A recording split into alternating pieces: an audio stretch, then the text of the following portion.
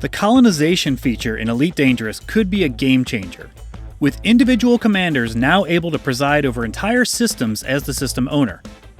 Details are still being spelled out by Frontier Dev, but the team has published a few videos and forum posts on colonization, and here's what we know so far.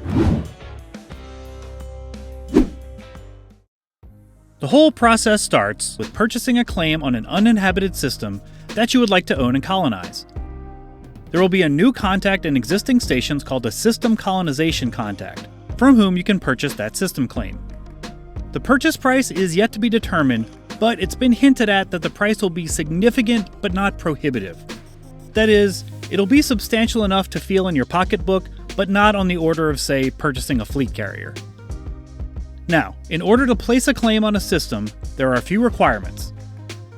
The target system must be uninhabited, no one else can have a colonization claim on that system already, and the system must be within 10 light years of an already inhabited system, though it's worth noting that that distance may change a bit by the time the colonization goes live. Now, once you make your claim, you'll be given a colonization beacon. At that point, you'll have 24 hours to travel to your system and place the beacon.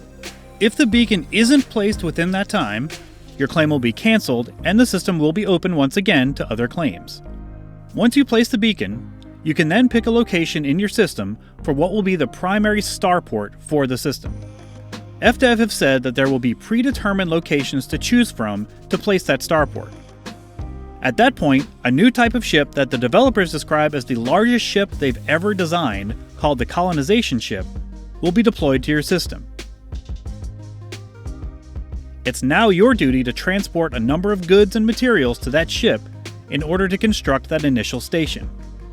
Interesting to note here is that anyone can assist with transporting this likely sizable amount of goods and materials to the colonization ship, so this will kind of play out like your very own community goal.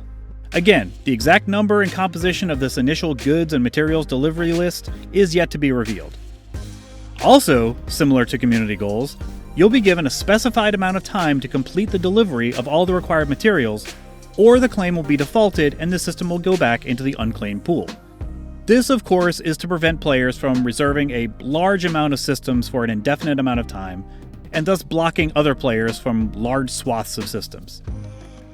Also, to that point, each player will be able to have only one claim active at a time. Makes sense.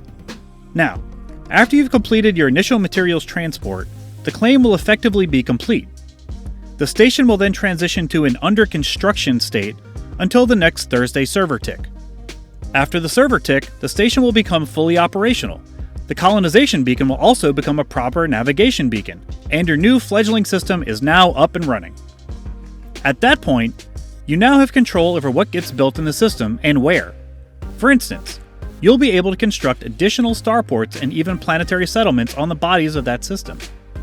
For each new construction, the process will be similar to the primary starport construction.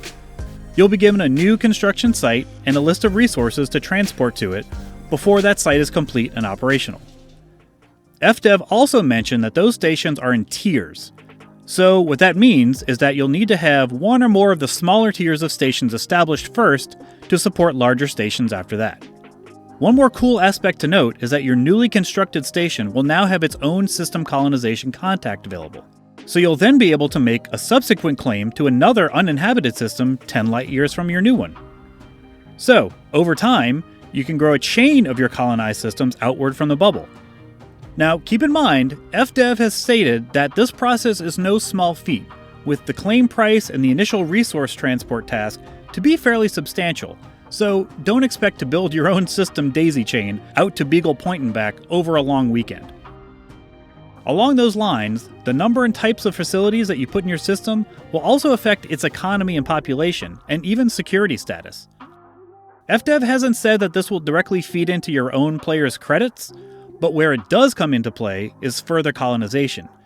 That is, the bigger and more well-established your new system's population and economy is, the more resources you'll have available to then transport to the construction of your next system, without needing to go all the way back to the bubble to source those materials. So all in all, There are obviously quite a few details to be spelled out and refined when the beta period takes place over however long that will be in the first part of the year. But this could mark the beginning of a really interesting new chapter of Elite Dangerous. And keeping with the spirit of the game so far, the pieces will be put on the table for the playing community, and then it will be up to the players to determine where it goes from there. Cool stuff. So be sure to subscribe and click the bell, and I'll have updates as we get closer to the release of the colonization feature and beyond. That's all for me today, Commanders. As always, fly dangerously. I'll see you next time.